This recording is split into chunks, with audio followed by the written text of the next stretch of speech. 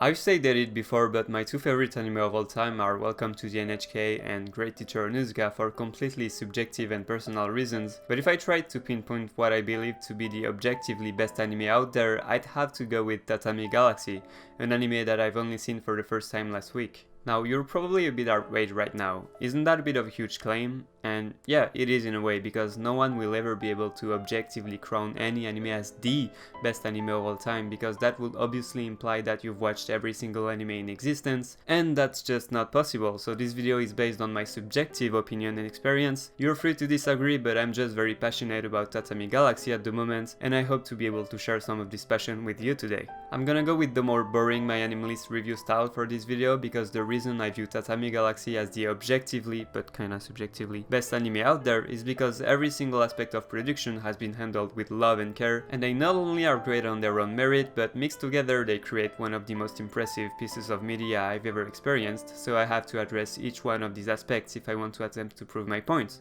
Oh, and last thing before I actually get into it, this is somewhat of a deep analysis, so I'm gonna be spoiling a lot of plot points, but I don't think this is the kind of story that gets ruined at all by spoilers. I'm warning you here nonetheless, just in case though.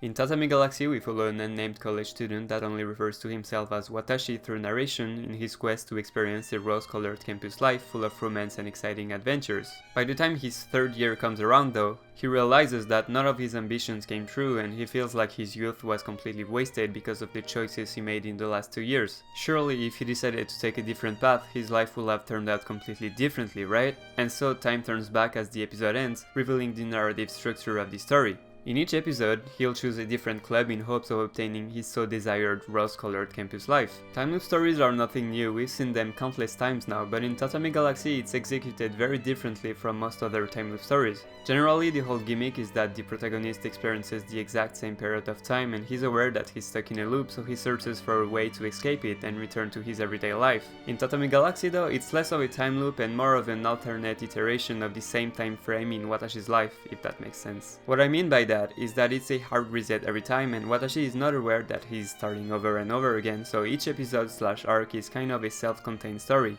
However, there are a lot of recurring elements no matter which iteration it is. Watashi will always join a club with high expectations, quickly get disillusioned by the reality of it, meet Ozu and reluctantly befriend him, encounter the old witch lady, remember how he met Akashi and end up dissatisfied with his campus life, wishing he made better choices that would have led up to a different outcome. Now, I say that Watashi is not aware that he's in a time loop, but he does subconsciously learn from his past experiences, so there is some character progression every time. Okay, now that I got the boring exposition out of the way, we can actually get into what I think, with my personal biased, maybe inaccurate interpretation, is the point of this anime. I see Tatami Galaxy as a depressingly optimistic story. Now, depressingly optimistic doesn't mean anything, it's a bit of an oxymoron, but I'm saying that because I see Tatami Galaxy as both an existentialist and determinist story, even though those two concepts are fundamentally opposite.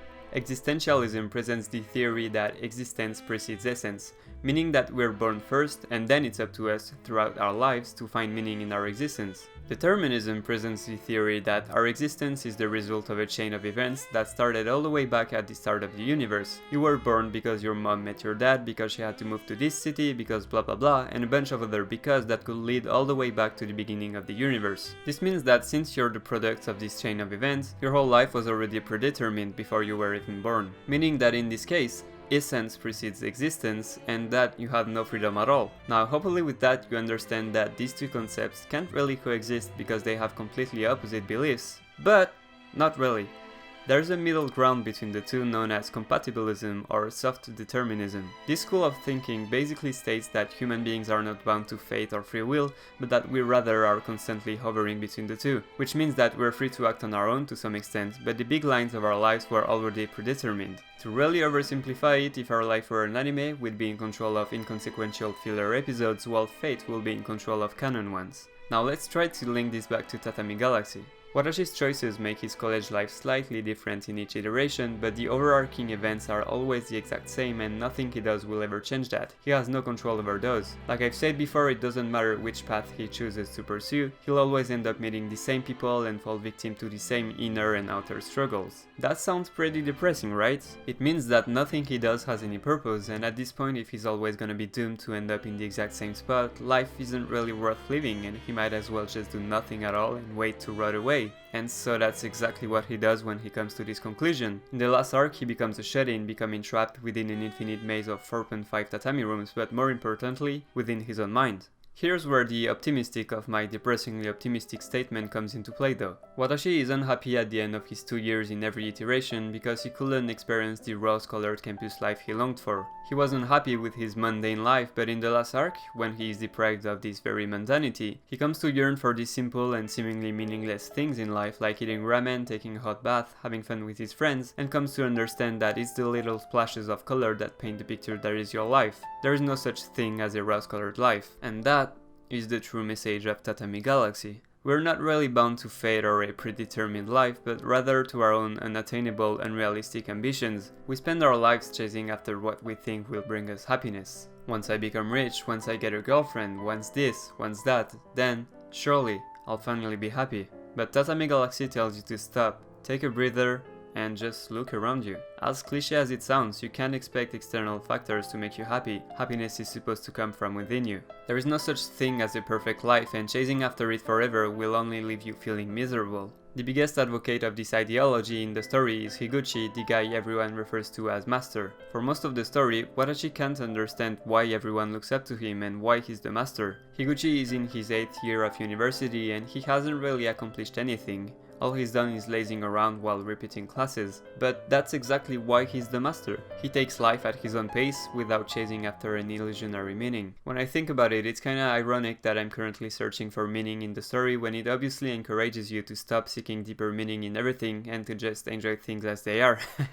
Pretty ironic. Watashi realizes that he misjudged Master and everyone else for that matter once he starts traveling through the rooms of his alternate selves and learns more about them. Jogasaki, the guy initially presented as a shallow, sex-craved douchebag, turns out to be not only a very supportive friend by helping one of the Watashis get fit, but also the most spiritual character in the story by giving up on carnal pleasure to pursue a platonic relationship with the love doll. The supposedly slutty Hanuki turns out to be a very kind and caring person that just can't handle alcohol very well, and of course, Ozu, the evil mastermind, turns out to be just an awkward kid that is too embarrassed to introduce his girlfriend to his friends. It overall tells you that we all have our biased, one-dimensional view of people, but human beings are way more complex than that, and we should stop using our projected ideas as an actual mirror of who they are. Talking about one-dimensional view of people,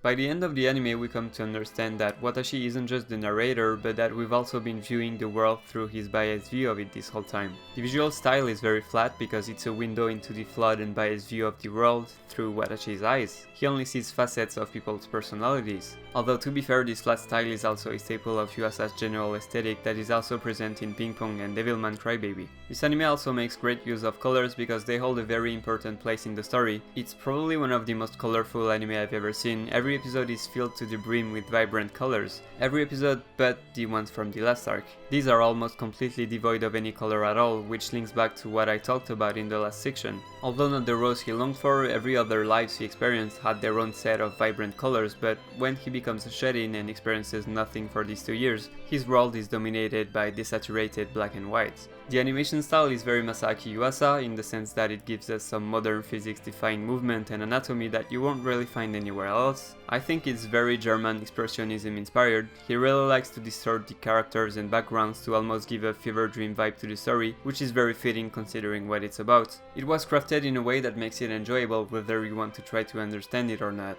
No matter the level of interpretation you want to try to apply to it, you'll get some enjoyment out of it. This is why it's one of the most gratifying anime to rewatch I've ever seen. On your first time, there is no way you can get everything. You're bombarded with information at all time between the ultra fast-paced narration and the crazy visuals. There's no way you can keep up and you're not supposed to, it's made that way on purpose. But it's fine, it's it's just an insanely enjoyable fever dream and you've never experienced something like it yet, I can guarantee that. But the second time around, you've gotten used to the pace so your brain can actually follow what's going on, and the anime is filled to the brim with foreshadowing and visual details that can only be picked up on a second viewing. One of the most prominent examples of that is every movie that Watashi directs in episode 2. All plots of these movies are based on possibilities that will be explored in future episodes. The only one not based on a future episode is the true love one, because this is foreshadowing for Watashi's love towards Ozu. And I'm not saying that he's secretly gay or anything, it's just that later on, he realizes that Ozu really was his only true friend and they are indeed tied by the black thread of fate. He truly loves him. So the style is flat because we see the world through Watashi's biased view of it, the anime is super colorful because that's the message it's trying to convey, and the animation is made in a way that makes it all feel like a fever dream because you're not supposed to get it on your first time viewing it. Hopefully I've conveyed the point across that every artistic choice was made to complement the story it's illustrating, which is pretty amazing.